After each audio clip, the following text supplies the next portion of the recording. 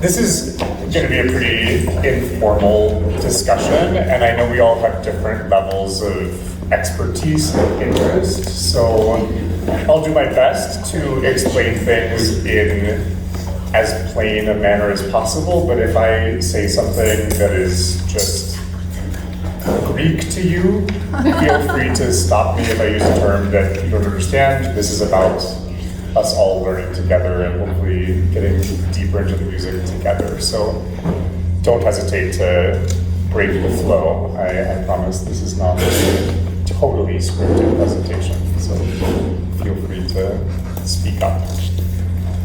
And what we're talking about today is Flamenco and Carmen. As you know, Carmen is going to be our main stage opera this year. Welcome, welcome. Make yourself at home.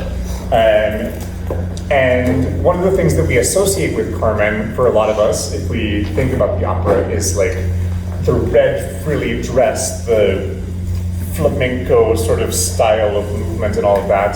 And so it was important for us in that context this summer, not only to present our production of Carmen, but to also present an authentic flamenco group. So we have Zarango Flamenco coming the day between the two performances. They're one of the premier authentic traditional flamenco dance groups in the country, and they'll be joining us at the Chalberg Theater at CLC. So I wanted to sort of examine the connection between these two pieces, because Carmen is quintessentially Spanish, as we think of it, much like flamenco is quintessentially Spanish. However, Bizet never went to Spain. Wow. He'd never been there. He learned what it might be like by George Bizet, the composer of Carmen, learned about Spanish sounds from some songs, some by reputation. So he's sort of inventing this idea of Spain for a French audience in the 19th century, which was a very popular thing to do at that time. And that's what we're going to explore. Taylor, he was in Paris, or where? He was in Paris, yes. So, today's kind of two threads, one show. First, we're going to talk about the story of Carmen, the opera, how it was created and how it was received in its time. We'll examine how Bizet creates this Spanish sound even as an outsider. We will look at what real flamenco is, what the authentic tradition gives us. And finally, we'll kind of put them side by side and see how they compare and see what we think about it all. So here, if I can do it, is the story of Carmen in 90 seconds. Don't time me. So it opens in Seville, outside of a cigarette factory, where soldiers are all milling around a square, sort of smoke them if you got them. I don't know if anybody knows that phrase. And then the Roma, or women who work in the cigar factory, the cigarette factory, come out for a break and are being a bit raucous. And sort of the ringleader of them is Carmen, who sings her famous habanera as they just take a break from work. And these are unusual people to see on an operatic stage, to see women with jobs in the 19th century who are working instead of princes or princesses and gods and goddesses. You're seeing real working people on stage. She sets her eyes on a soldier who is playing hard to get, named Don Jose. Eventually, there's another scuffle inside the cigarette factory, and Carmen is accused of beating up one of the other employees. And so she's arrested by the soldiers, but she sort of seduces the soldier that she set her eyes on and convinces him to let her go, and so she flees. That leads to him going to prison for dereliction of duty. In the second act, he has been in prison and has kept this flower that she gave him for 2 months while he's been in prison. And when he finally arrives and shows back up with Carmen and her friends, one of his superior officers comes also looking for Carmen, and they get into a fight. So that means that he ends up having to desert the army completely, becoming an outlaw, and joining Carmen and her bandit friends in the mountains. Well, now that Carmen has gotten what she wanted for a while, which is this young soldier to follow her into the mountains and join her band of bandits, she gets a little tired of him and turns her eye towards the bullfighter Escamillo. And this is appreciated about as much as you would expect. But she eventually convinces him to go home and go to his mother. And then in the final act, another couple of months have passed. Carmen is arriving to the bullfighting arena with Escamillo, her new boyfriend. And Don Jose, the original soldier that showed up, has become completely obsessed with her, and outside of the bullfighting arena, he insists that she take him back, and when she refuses, he kills her. And that's the end of the opera. And all the parts. All the parts. So this is a piece that Georges Bizet worked on for about 3 years, in part because it was premiered at a place called the Opéra Comique in France and in Paris. And you can probably tell by that version of the story that it's not very comique. Comique in this sense doesn't necessarily mean comical, but it was the opera house in Paris that usually did lighter fare. Even if it wasn't funny, you expected a happy ending. Yes? What year is this? This is 1875 is the premiere. He starts work on it in 1873. And so there's a lot of back and forth with the administration. They keep saying, this is not really the kind of story we usually do, and he keeps insisting. And when it premieres in 1875, it's kind of a flop. Nobody really knows what to make of it. It's not what they're used to seeing when they go to the Opéra Comique. And it's not necessarily that people are booing, they just don't know what to do with it. But it was just successful enough that it managed to have some reprisals in different cities. Another thing that was unique to the Opéra Comique in France is that instead of what we call recitative, where you have an aria that you sing the song, and then the people chatter and they're like, "What did you have for breakfast today?" "I had eggs." And then toast. Instead of that, we would have spoken dialogue between the different songs. And that was unique to the Opéra Comique. However, when Carmen is then picked up first in Vienna, another composer creates those recitatives so that the dialogue is then sung, making it more like a conventional opera.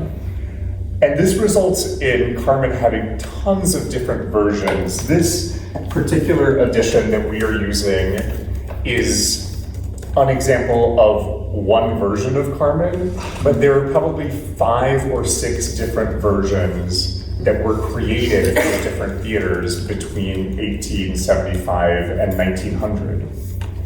Interestingly enough, today Carmen is the most performed opera in the world, and in large part that is due to the Metropolitan Opera in New York City, which started really getting going in the early 20th century around 1905, 1908.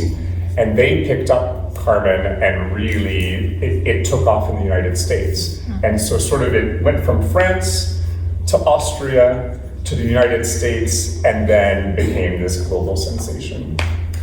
And just real quick, why it was scandalous in 1875. We already talked about this is a working woman, which is already a little bit scandalous for Parisian society in 1875. But she smokes, she fights, she sleeps freely, and she dies on stage. And these are things that were not considered very proper to do. And yeah, the Opéra Comique was sort of a family house. Next up.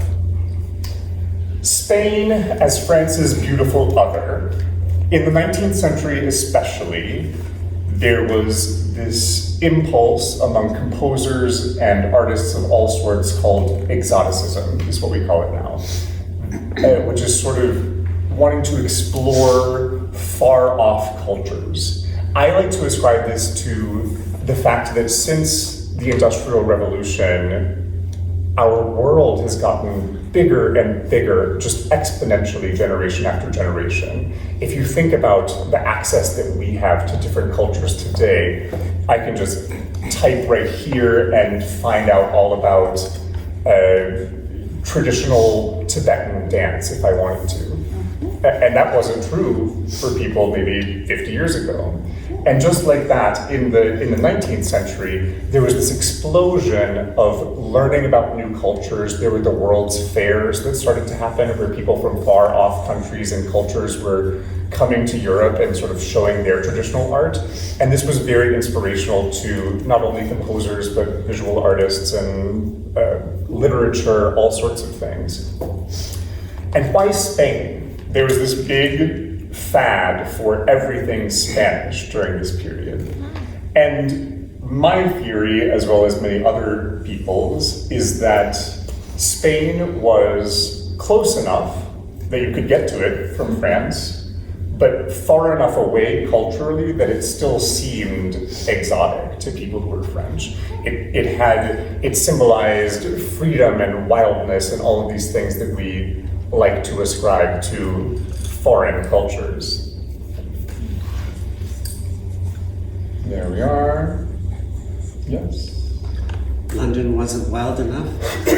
London's never been that wild for the French. Now, too many wars. I think they were very familiar with each other ever since the Norman conquest of 1066. They kind of intermingled quite a bit. So Spain, I think particularly, being separated by the Pyrenees Mountains, it has that really strong delineation, whereas you can just swim across the English Channel if you're brave enough. Maybe you can, I can't. So, I wanted to start with the overture to Carmen, and we're gonna listen to this piece, and I think it really tells the whole story of the opera in about 3.5 minutes. You hear that vibrant Spanish festival. It opens with the bullfighting song, and then at a certain point towards the end, you'll hear something called the fate motif, which is this very dramatic, very poignant bit of music that recurs every time something very dramatic in the story is happening. So when Don José finally falls for Carmen, when Carmen finally leaves Don José, when Carmen is eventually killed, you'll hear that very dramatic theme in the opera. And then the thing that I love about this overture is it really, it forecasts the ending of her death by ending the overture with just a big timpani hit. So you just hear, and it's done. And you will have to endure about 20 seconds of applause before they get going. And that's how it ends. So as I said, Bizet is writing this music with a Spanish flavor more than with any real fidelity to Spanish culture. But I wanted to go through a few tricks that he uses to make something sound, air quotes, Spanish. Throughout the piece, he's not quoting any sort of Spanish folkloric music, but he is kind of borrowing from things that were written by Spanish composers in that time, who were influenced by the authentic culture, sometimes not even knowing that he was doing so. One of the excerpts that we'll listen to in a few minutes, he thought was a Spanish folk song, but then it turned out he had stolen it from another composer. So then in future editions of the opera, he put that guy's name on the bottom of that song. Yes, so another thing he uses is exotic intervals, which is kind of hard to describe without listening to it. So instead of maybe using a minor scale like this.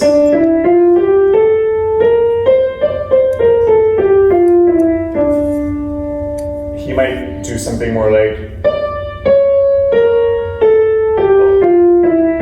so that will sounds a little bit different and is more of that exotic quality, as they would have called it at that time. Yeah.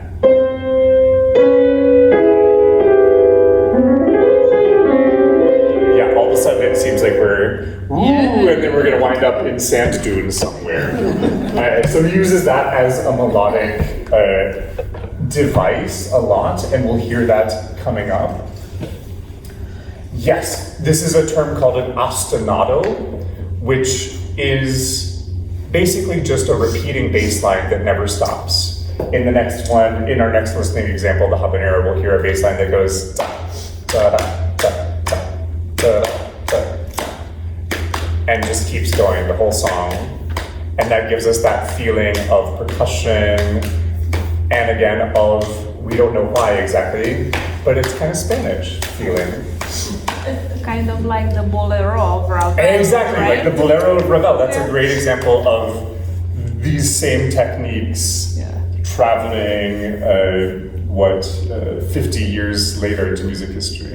And please, anyone feel free to speak up with your reactions anytime. I know I can get to talking in that and not stop. And then a lot of times, he uses the orchestra as a guitar. He tries to make this entire symphony orchestra sound like the acoustic guitar that we would associate with Spanish music. So that can be done by using pizzicato strings or plucking them rather than bowing them, sharp staccato pops of different instruments, making the entire orchestra sound like that guitar that we associate with Spain. And you'll hear many of those in our first listening example, which is the very famous habanera. This is the first time that Carmen arrives to the scene. This is when she's on the break from her cigarette factory.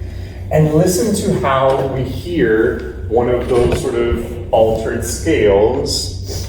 So it's not just, it's,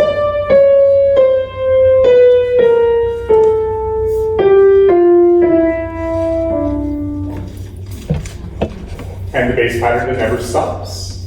And it's amazing how, yes, Carmen's singing floats over that steady bass of percussion in this really free way, in a way that shows you that this character is free. She is liberated from the tick-tock of the percussion.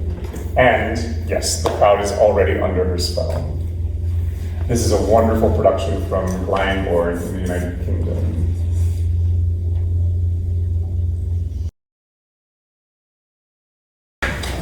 One thing I love about that production is how it makes so clear the distinction between the world of the soldiers and the state and the world of these sort of outsider women who are working in the factory. It's very cleverly contemporized. Any reactions, any thoughts of what sounds, yeah, please. It's interesting the way she just entrances everyone. Mm-hmm. Everyone is under her control and she's running the show. Exactly. Yeah, and that ends up being the downfall, and one of the complications of this story is it's almost like, in a way, for this time period, she is too free as a person to be able to survive the opera, which is a complication that we are going to address in our production for sure. Next up is Carmen's second aria, the Seguidilla. This is when she's convincing or kind of entrancing the soldier Don Jose after she's been arrested and bound for beating up somebody else in the cigarette factory.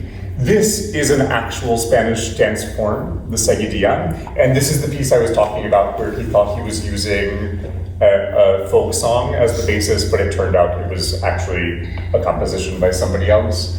And this is a great example of the orchestra imitating a guitar with a yum you can almost hear the strumming of the guitar. And yeah, again, pointing to what you said, she is immobilized at this point, but she is still, as you see in this production, totally in control. This is a production from the Metropolitan Opera.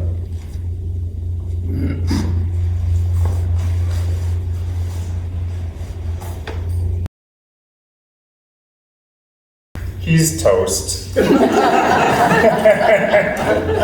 Any reactions? Something that I love about that scene is you hear how that sort of Spanish inflected music with the is interspersed with these things that sound much more like grand opera as we would think of it. So we have on either side of the scene we have the dum bum bum bum ba dum da da da da da dum, this lovely tune, and then in between, when they're just talking, when he's saying how much he loves her, it just sounds like French grand opera. Like all the Spanish stuff just goes out the window for some of it, but the tune, the hit tune, has got that Spanish flavor to it. Any reactions from y'all? No wonder the French were scandalized. Yes, indeed. Elizabeth? Oh, yeah, go ahead. Taylor, I'm just thinking the story is memorable and powerful. Mm-hmm. The music, to my ear, sounds like the most beautiful. Mm-hmm. And I can imagine, how are you going to stage it here? What time period? Yes, that is a great segue, but was there anybody else who wanted to say anything before I go to our approach? My question is, these people that are playing Carmen, they have so much natural charisma to them. Even though we're watching them from a screen, I am immediately drawn in. Like, they're phenomenal at what they do. Do you think, as someone who's done operas before and who sang these songs, that it's not only just about who's playing Carmen, but the way that Carmen has been written, I guess technically, it's very challenging. You're hearing all of these soaring high notes, and it's like instantly, your ears just zone in on whoever is making that sound. Do you think that these composers were very intentionally making these parts and these roles very technically challenging, because that's what our natural ears are also attuned to, and that's also another aspect of that very charismatic nature of Carmen? Going back to the creation of Carmen in the first place, one of the other things that made it take so long for them to finally get it produced was finding somebody to play Carmen, because many singers who were proper opera singers took a look at the story and were like, I am not doing that on stage, thank you very much. And actually, the role of Carmen is technically, most often we say for mezzo-soprano, so a little bit lower than soprano, but it's not terribly rangy. You're not going to hear the highest high notes or the lowest low notes. And I think part of the charisma of the writing of this role is that it really is just in the middle of the voice, a lot of it. There are some high notes that are soaring and fantastic and impressive, but most of Carmen's singing in this opera is almost in the speaking range. So whereas Don Jose is like, ah, all the time, he's turned up to 11, Carmen is just right in her comfort zone for most of the opera except for a few moments when she is in extremis. But I think that's part of the charm of this role, is that it almost feels like she's just talking if you have the right singer doing it, which I think is so cool. And getting back to our approach to Carmen. So this is a complicated story to tell in 2026. And I'm using kind of the same way I thought about Bizet borrowing Spanish music as a lens through how we are approaching this piece. We are using the text, we are using the music. As I said, there are versions where the talking bits are sung and versions where the talking bits are talked. We are doing a combination of this. We worked with a playwright who perfectly is half French and half Spanish, who works in Salzburg, and he helped us create our own version of the sung versus the spoken and how they interact in our production. And sort of the way our lens into it came from conversations that our stage director, Lysenka, who is based in Amsterdam, had with a few famous Carmens who work a lot in Europe. And we've talked about the difficulty of this subject matter. And one thing that kept recurring over and over in her discussions with these people who play the role a lot was how easy it is for the on-stage action and the on-stage material to worm its way into the off-stage behavior, to the extent that two of the most popular Carmens that we talked to said, I will only do this role now if I get to pick the Don Jose, because they have had so many experiences of other actors in the rehearsal room violating their boundaries in the way that Carmen's boundaries are violated. So we are taking that approach to it, and we are trying to show both the rehearsal process and the performance in one all-encompassing production. So our production will actually start with you, without music, seeing Carmen walk in to the rehearsal space for what's called an intimacy coaching. So she is going into rehearsal, and she and Don Jose are going to rehearse very slowly, very carefully, checking in with each other the murder scene. So that once we get to the final act of this thing, you see this murder that has been very carefully choreographed and mutually decided on, and you see it in a state that is out of control. You see that this obsession that Don Jose has had is also the obsession. It has wormed its way not only into the onstage performance, but it has consumed the actor as well, which I think is a really cool lens. So you'll see something that looks like a rehearsal room. You'll see everything from that to something that is capital C Carmen with the frilly dresses and everything. But there's this acknowledgement that it is sort of a show within a show, and we're examining what telling this story can do for the actors as well as for an audience, because the music is irresistible, as we've talked about it. This has more famous tunes than any other opera, and it is absolutely ravishing music. But to actually show that in its context, yeah. So did Julia Bullock choose her Don Jose? So me and Christian and Julia and Lysenka, the stage director, all did all of the casting together, which I think was very important. And it is a big group of friends. I would say, except for one principal singer who I've never met before, but is a friend of Julia's, everyone in the cast is people that we know and love and have worked with and feel really comfortable with creating something like this with. Yes? You talked about how Carmen is charismatic, but was the failure initially of the opera because people just couldn't connect with that character? That she had these boundaries, that she wasn't honest, she was dishonest, that she is a disgusting person, and maybe people, the audience, enjoyed seeing her killed at the end. I don't know. Yeah, I think for that time, she was seen as scandalous. But still, even though their first reception was tepid, it was still interesting enough that the opera kept going. I think it just took some years for it to find its footing in a way, to find its audience, and for people to become interested in seeing this kind of person on stage.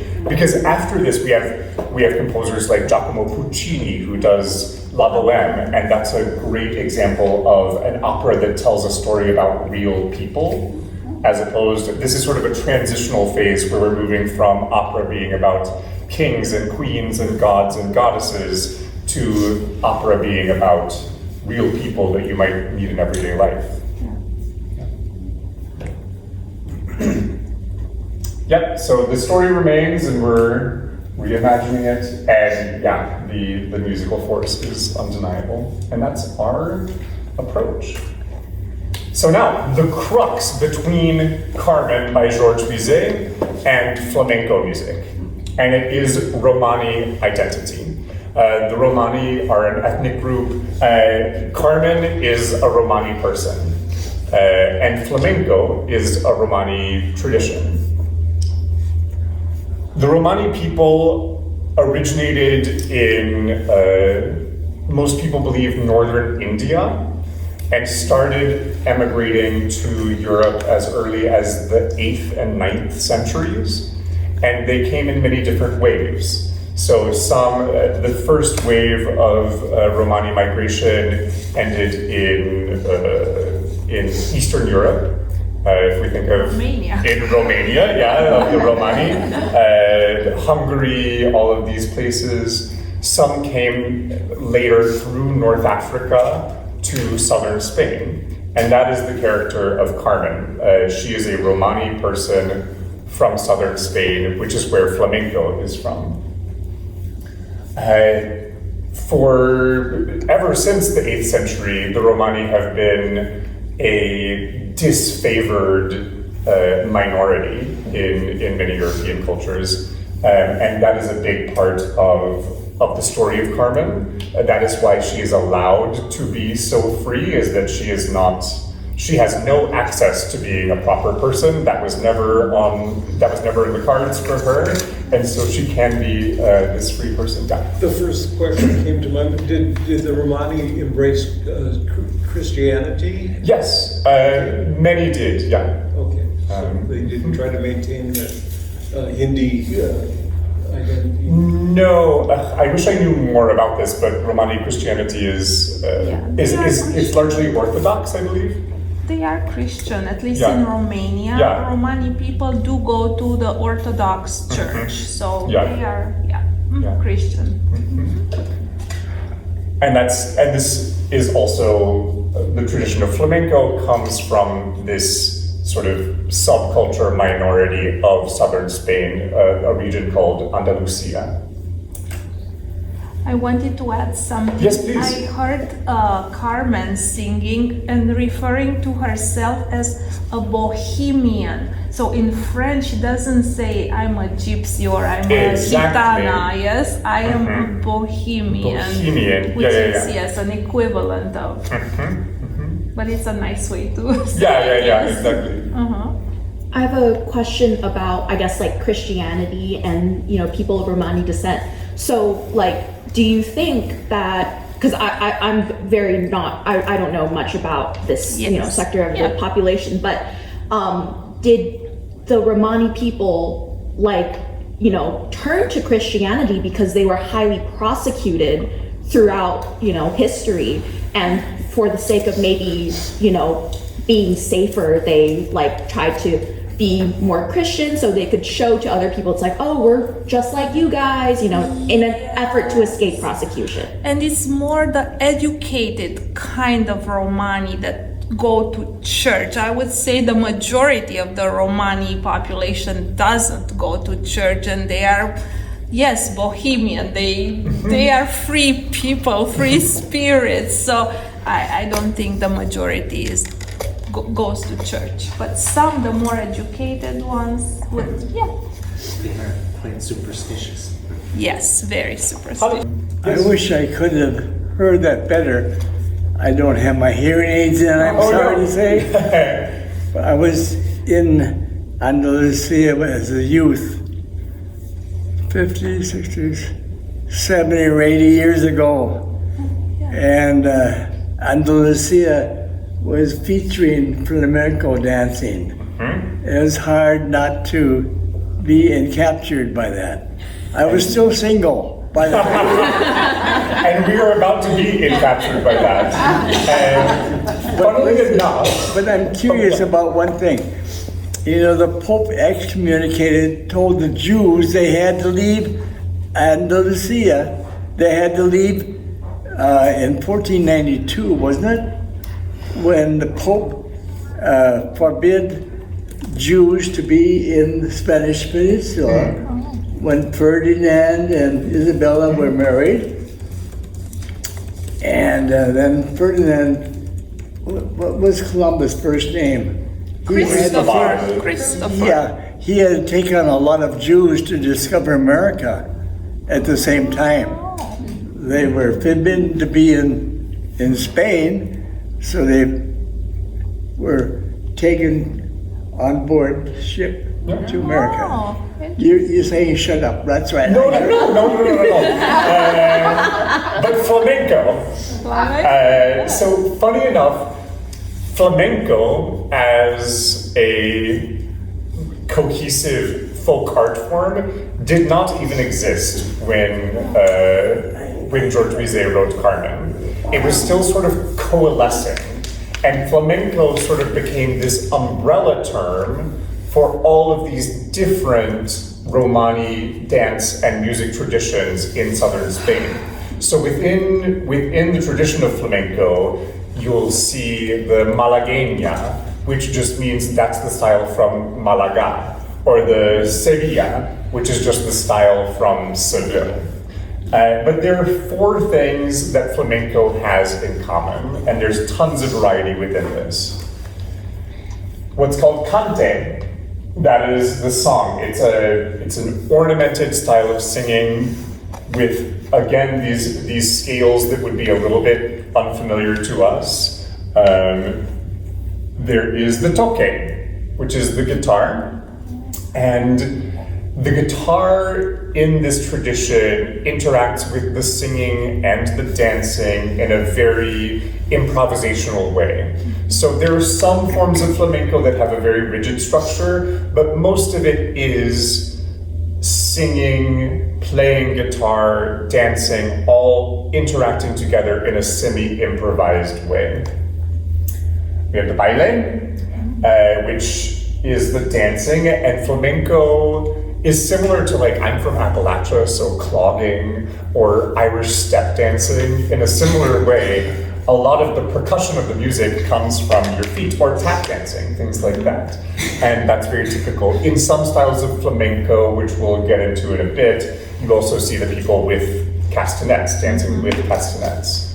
And finally, the jaleo, which is, like many folk traditions, there's not, in the most traditional way of doing flamenco, there's not really a division between audience and performer.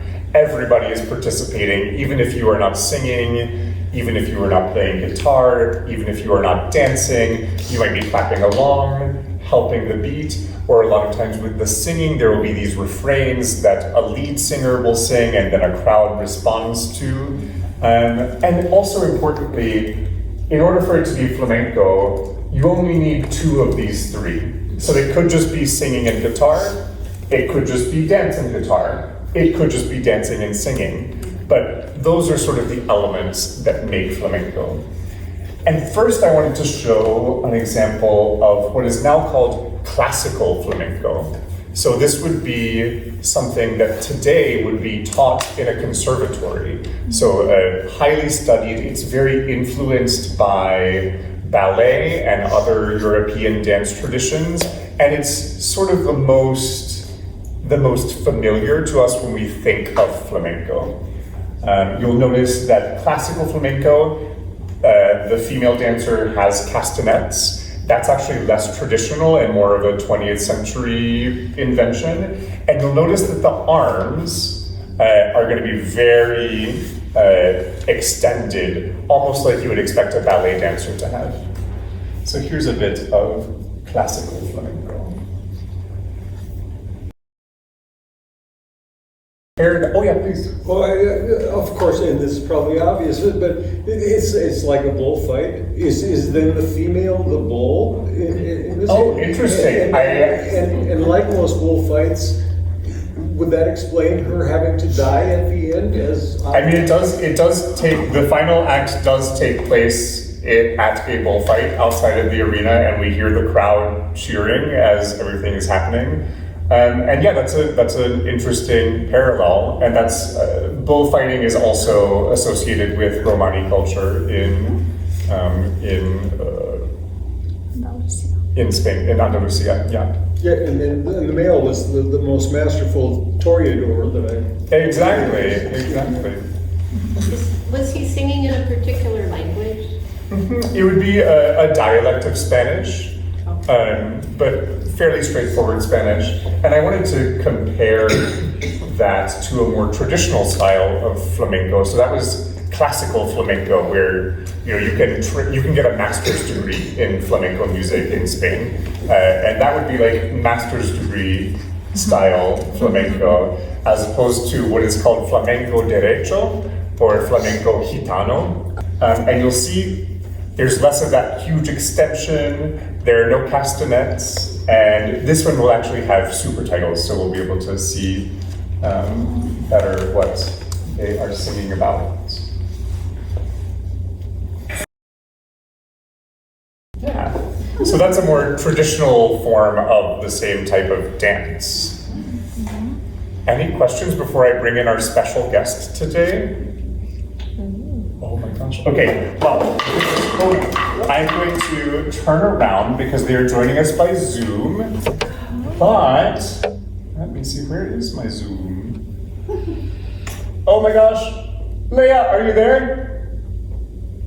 I am here. I've been listening this whole time. It was such a beautiful presentation. Thank you. Okay, so I wanted to introduce you all to, well, let me get you up on the big screen. Ooh, lucky me. There you go. So Leah Nyack is going to be joining us as Frasquita in Carmen. She's one of this year's resident artists. And her journey to classical music involves flamenco. So she is the perfect person to talk to today. Thank you for joining us. Where are you joining us from? Actually, from the south of Spain, funnily enough. I'm right here in the motherland where it's all happening. Amazing! Thank you for making the time. Thank you so much for having me. Yeah. I wondered if you would be willing to just tell us about your journey. And I don't know the full story of this either, so I'm really looking forward to it. Tell us about the way that, so you started with flamenco, right? Correct, yeah. So for further context, I am half Spanish, hence why I'm here with my mom's side of the family.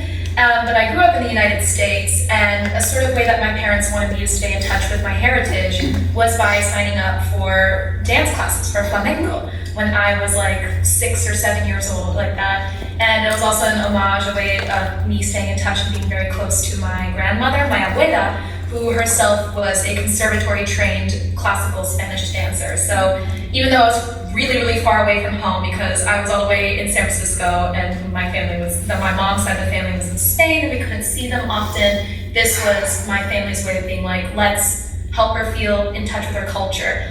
And what I discovered through flamenco, I think, changed my life radically and kind of led me to where I am today as an opera singer, because not only did I find my artistic voice through performance, but I think I found my personal voice through flamenco.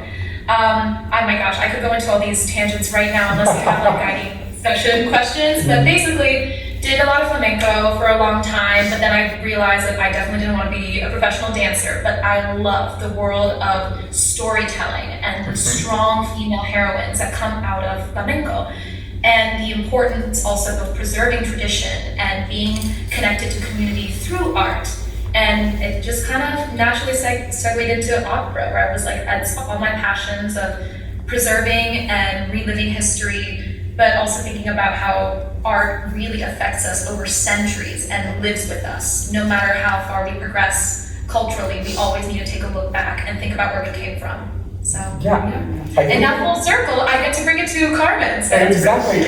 And I think you mentioned, as I was editing our program book and looking through your bio, you talked about how, in addition to the preserving history aspect of both traditions, that there was a theatricality about flamenco that you try to bring to opera. Could you talk about how those things are connected and maybe how they're different?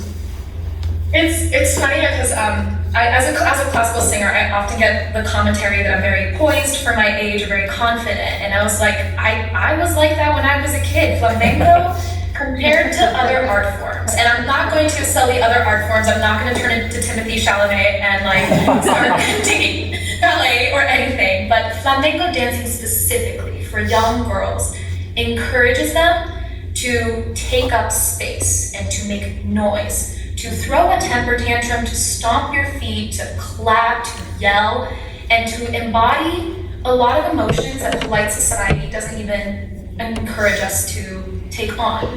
Like a lot of the times, I was an 8-year-old dancing to a song about getting cheated on, or wanting revenge on your partner, or experiencing grief and heartbreak, or just embodying especially pride, and the pride in like, look at how I look, look at how I stand, you don't deserve this. Which is, again, very strong emotions for a little girl to be thinking about, but it really, being surrounded by other women like that and being told to tap into that as a child, I think just opened up my horizons to what being a woman and being an artist was. That was like, yeah, I'm going to make noise and I'm going to showcase my beauty. I'm going to take up space, make noise, just express myself to the fullest, and express also the imperfection and the beauty of human emotions, even at their ugliest or at their grittiest, which I think can absolutely be seen in Carmen, because we think of her as a villain, but like, gosh, doesn't it sound so beautiful when she's being evil or doing things that morally we wouldn't approve of? So yeah, there was that element of theatricality, because simply put, I just wasn't shied away from really strong emotions, which is a lot of what flamenco is about, considering that it came from a marginalized people that felt very silenced by whatever country or government they were currently under. It was a space to be like, unapologetic. Here's what I've lived through, here's who I am, I'm proud of it, and I don't want to hide from it. I'm going to be saying it at the top of my lungs. That's amazing. And how are you thinking about bringing all of that to Carmen? Have you done Carmen before, or is this your first time? No, this is my first time, but funny enough, the Carmen Quintet was my first ever opera scene ever, which is really diabolical to give to a 14-year-old as a first opera scene. As you will see, it is one of the most challenging pieces of music ever. I'm sure, Taylor, you're in the same boat with me, like trying to working on it. But that was my first opera scene, so it is very full circle to finally get to like start off my professional career doing Frasquita again. First time doing Carmen, but what I will say is like, flamenco absolutely put me, I think, light years ahead in terms of musical excellence, because rhythmically, like, this is an oral tradition in every aspect of flamenco, which includes the guitar, includes the percussion, that includes the singing and the dancing part. It's all taught orally, and it's not really annotated and passed down through sheet music like a classical instrumentalist is. So it requires you to have such an attuned sense of rhythm, especially as a dancer, because the footwork, which we call zapateo here, and the understanding of the clapping, which we have very specific kinds of clapping. Palmas we do, because we have like light clapping, which is darker clapping, and then a lot of like offbeats and interrupting rhythms. So first of all, musically, rhythmically, it really taught me to be ready for complexity. And now that I go into classical music, people are like, okay, you're really catching on to these things quickly. And I'm like, well, I was a little kid just like doing mixed meters without even knowing what it was called. That was just what we were doing. And another thing that I'm very excited to bring to this production of Carmen specifically, I think that this is a perfect team to do it, is the sort of live music element that Taylor was talking about. I was so glad that you talked about jaleo, because there's not a lot of art forms where you see such an interactive relationship between the audience and the performer. You know, when we go to see a classical music show, I think maybe everybody else relates to me. I feel this anxiety of like, oh my gosh, let me like make sure I don't cough and clap at the wrong moment. Like, let me be really quiet and watch this performance. But in flamenco, we have jaleos, which I think I would describe as supportive heckling. It's very encouraged. It's very normalized that like you are from the audience and you're joining in with the palmas, or you're yelling at the performer and saying things like beautiful, give it to us, keep going, or like burn, whatever. You're yelling all these incredible things, and the artists feed off of it. We kind of depend on it. There's a symbiotic relationship in flamenco that I wish we could bring more to classical music, because how many times have I been an audience member for my friends' shows and I'm like, I'm gonna laugh, I wanna support them, I'm gonna cheer, I'm going to give them my feedback. And I really hope audiences do feel encouraged to kind of interact with the performers, because even though it feels like you're far away in that gorgeous giant auditorium, we still feel it. There's still an energy in the room and a magic that happens when the audience members are feeling, connecting, reacting, and we need that also to be able to do what we do. We don't perform in a vacuum, otherwise we'd just be, filming in front of a camera and call it a day. We live off of that live performance and what the audience brings to the room. So I really hope that we can kind of develop that relationship in this performance. And one last question before I open it to the floor. Sorry, I am hogging layout here. How do you think about the Spanishness of Bizet's Carmen, or any of those, so much of French music from the late 19th century, early 20th century is hashtag quote unquote make it Spanish. How does it feel to you when you're listening to the borrowed or imagined Spanish elements as somebody who has more of a connection to that culture than Bizet did?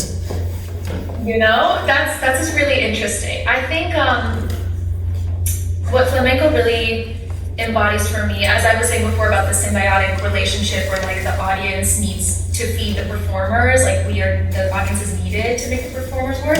In the other sense, the art is also helping the community, because here's this art form that is not annotated, taught all through word of mouth and passed down from generation to generation of singers and families, and belong to a very marginalized community that is still pretty mistreated to this day in Spain, I would say, and is performed in very intimate spaces, but has gained such an international recognizable reputation that you will hear a guitar or a castanet, some kind of instrument, you'll hear a certain chord or a certain scale, and you'll be like, oh, that's Spain, here it is.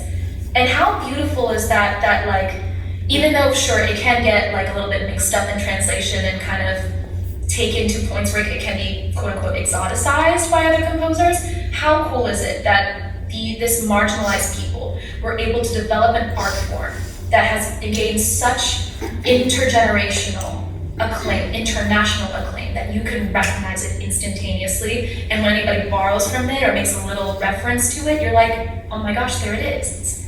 And I think, if anything, I take so much pride in that. That is the key to survival, the key to the arts living on, and I think even how we keep making art, and we keep I don't want to say beating things like AI, because we are able to make art and connect with a community that everyone can respond to, no matter how small of an origin it has. Here it is. Here is this art form that everybody knows. So Bizet plays with it, but you know what? The success of Carmen has been such that now in Spain, at the bullfights, Bizet's music is often played. Oh, wow. So it's kind of had this also inverse relationship where flamenco informed Bizet, but now Bizet has kind of become synonymous with Spain within Spain. Mm-hmm. And a lot of the terminology and things that we see in Bizet have actually kind of formed the stereotype now. You guys were talking about the word toreador, but the funny thing is that's a French word. That's not the Spanish word for bullfighter. It's torero. So all these things, the acclaim of Bizet's opera, actually put Spain on the map, I think, on an international level, but inversely affected the way that we view it, retroactively changed it. That is very cool. Anybody have any questions or reactions? Yeah. The other Latin dance forms like salsa or bachata or samba, how does that compare, or how do you think of them with your understanding of flamenco? Oh, well, that's an even further proof of like cultures mixing and adding things. Like, funny enough, when we think about the tango, with the Argentinian tango, we have tangos in flamenco. That's one of the many styles that we perform. It originates from the Romani people. If anything, it kind of just all proves that styles evolve, but you can see the origins of where we come from and what we take and what we carry on through generations, and how you can cross continents and see it evolve. Because then salsa, mambo, and all these things that are Latin American or South American had the influence, of course, of African people that were brought to that continent, who added their own rhythms and musical traditions and percussions and changed it up. But you will see a lot of similarities in terms of dance styles, partner styles, a lot of romantic motifs. Funny enough, in Spain, during a good period of like the 40s to 60s, a lot of the ballads from South America actually became incredibly popular here because they sensed a big kinship and a big overlap between the two cultures about singing serenades. Serenades are originally Spanish too. Singing serenades, singing about romantic topics, singing about heartbreak and being accompanied with a guitar or some sort of string arpeggiated instrument, having this sort of plaintive singing style. So I think what's really cool is that even though some things get adjusted and changed over time with additional cultural influences that get inserted, we still see a lot of similarities over history and across those Spanish Inquisition and past centuries. Yeah. Anyone else with questions or reflections? Elizabeth? Dutch. Did your grandma ever consider herself part of a persecuted gypsy class?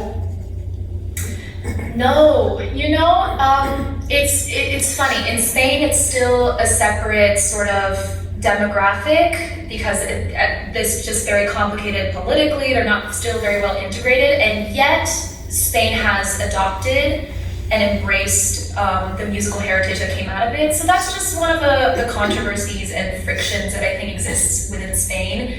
But it also just makes it all the more beautiful. When I look at Spain's history also of blending Muslim people, Jewish people, and Christians, and Romani people, and Northern Africans, like that was a big part of Spanish history and informed everything that we have in food, in music, in architecture, in literature, and like it's all a part of it. So it's my grandmother, my widow, was not technically a Romani person, but their influence just became synonymous with the identity of Spain and kind of the national dance and culture. Cool.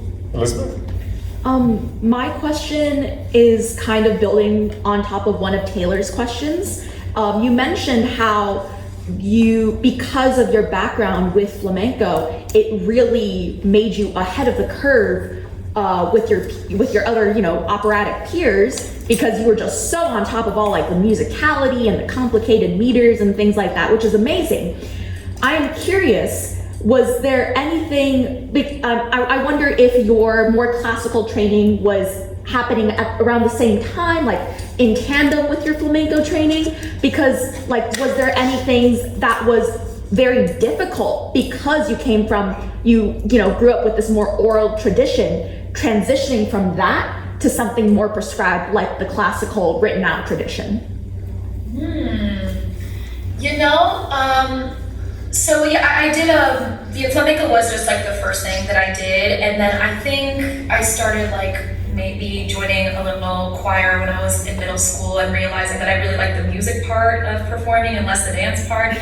And then I think that the first thing that was really hard for me was technically within the school curriculum, like doing music theory and having to sit down and analyze things on paper didn't feel very natural to me. Like analyzing chord progressions and stuff just didn't come naturally because I was like, I don't know, I'm just kind of used to like feeling a sensation, and when you feel the tension and the scale, then you know that there's going to be a resolution or something, but I couldn't tell you a chord for the life of me. So it was more within conservatory structure that I think I felt that friction. Other than that, I think also like a different culture within classical music about, again, how we observe classical music, how we watch classical music. That was a big learning curve for me, where I had to be told a few times, like, Leia, you can't be yelling things at the singers on stage. Really exciting.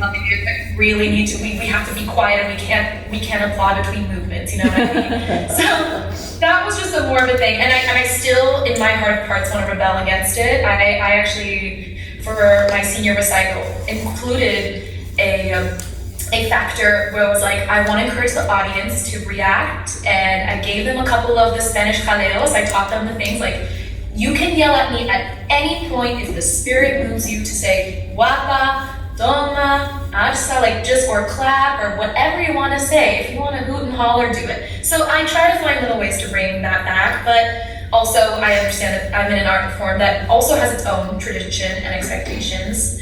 And, you know, those also have to be mutually respected, but I'm curious to like push the envelope a little bit and see what happens. I will keep that in mind for the rehearsal room. Don't give me license to do anything because I could get really crazy. I think we got a question in the back here, yeah. Yes, I was wondering about the influence of Django Reinhardt, who was more from Paris and Belgium, and how does he fit into the whole movement today of the flamenco music and the Romani gatherings in southern France, and where's the cost there? Yes, funny enough, actually my family loves Django Reinhardt and has gone to see like a couple of performances of this like Romani jazz, as it's sort of like, I believe, described as a fusion. It's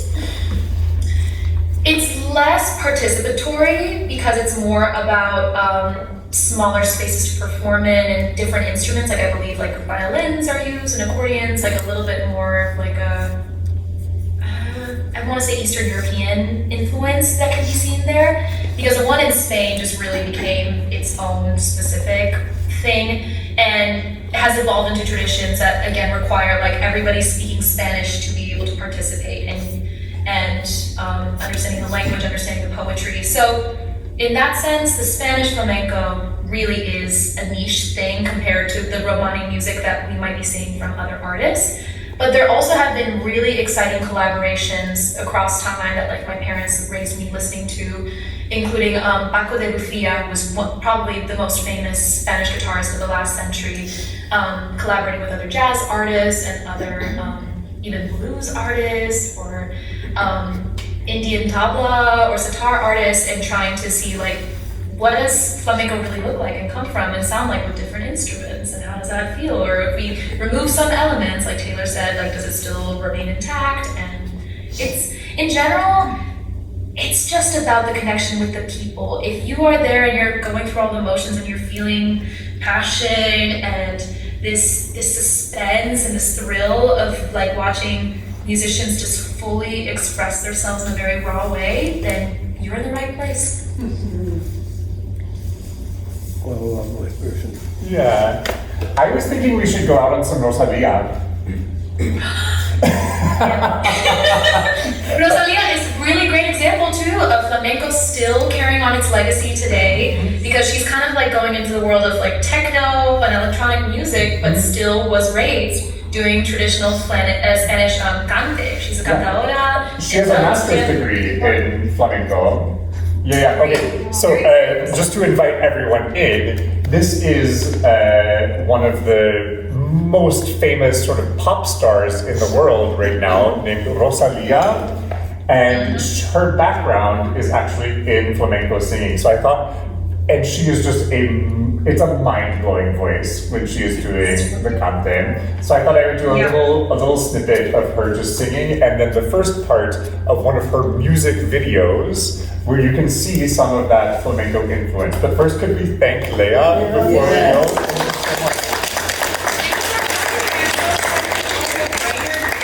I will be there very soon. I know. Okay, let's go out on some Rosalia. Bye, Leia. Here we have. There she is. So this is her early days as a flamenco singer. Just such a beautiful voice. from there, you can see where she moved on to this video that now has almost 3 billion views on YouTube. And we can just watch the first part of it, and you'll see a little bit of the flamenco dance influence in this song that is newly on all of my playlists. But this is flamenco making its way into the contemporary mainstream. Oh no, I did it wrong. There we go. There we go. So we brought it all the way to the present day. I know I kept you a little bit over time, but I'll be hanging out if you have any more questions or things you want to talk about. Thank you so much for being here, and I hope we'll see you for Carmen on the 14th and 16th, and Flamenco on the 15th of August.